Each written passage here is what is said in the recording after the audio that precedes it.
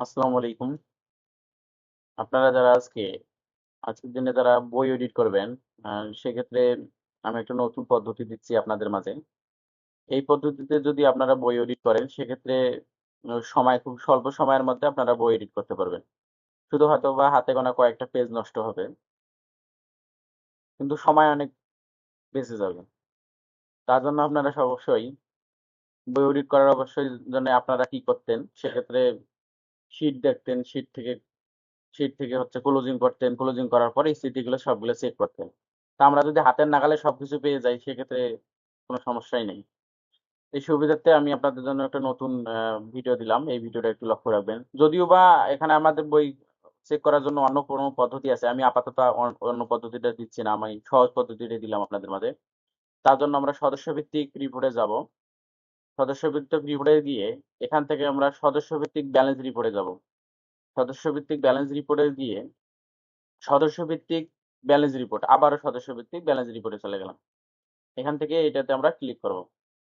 Click করার পর আপনারা ব্রাঞ্চ আপনাদের সিলেক্ট করাই থাকলো। আমি এই মুহূর্তে বালারহাট ব্রাঞ্চেই সিলেক্ট করলাম। ধরেন আমি ফিল্ড অফিসার, আজকে আবু সাইদের আমি বই চেক করবো, যেহেতু আজকে রবিবার, আমরা রবিবারের বইটাই চেক করব। রবিবারের বই এখনো পর্যন্ত তারা এখন পোস্টিং দেয়নি। আমরা চাচ্ছি যে রবিবারের একটা কেন্দ্র, এই এইটি কেন্দ্রে ধরলাম আমরা চেক করব। এখানে অপারেশন ডেটটা অবশ্যই আগের দিনে দিয়ে রাখবেন।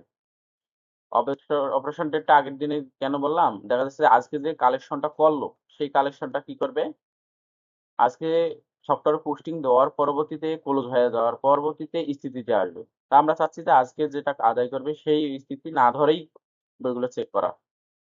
আজকেরটা সে কিস্তি পাওয়ার পরবর্তীতে যেহেতু পোস্টিং দেবে, সেই অনুপাতে আমরা যেহেতু চেক করব, তা আমরা চাচ্ছি যে আজকের দিন না, আমরা গত দিন পর্যন্ত পোস্টিং চেক করব। আজকের দিনটা সে পরবর্তীতে পোস্টিং দেবে। আচ্ছা, আমরা অবশ্যই পূর্বের ডেট দিয়ে ভিউ দেবো। রিভিউ পূর্বের ভিউ দিয়ে ডেট দেওয়ার পরবর্তীতে দেখা যাবে যে এরকম আমাদের একটা পেজ চলে আসবে। এখানে সদস্যের সকল ডাটা পাবো আমরা। ধরেন এই সদস্যটাই বললাম, সদস্য নম্বর কত, ওর নাম কি, স্বামীর নাম কি, কত তারিখ বিতরণ হয়েছে, কত টাকা ডিসবার্স হয়েছে, সার্ভিস চার্জ কত আছে, টোটাল পেইড করছে কত টাকা, লোন ডিউ লোন ব্যালেন্স কত টাকা আছে, তার লোন বলে যে টাকাটা আছে, তারপর হচ্ছে সঞ্চয়তার কত, জিএস সঞ্চয়তার কত টাকা আছে, এই টাকাটা আছে, এলটিএস কত টাকা আছে, এই টাকাটা আছে, এবং হচ্ছে ভলান্টারি সার্ভিস কত টাকা আছে, এই টাকাটা আছে।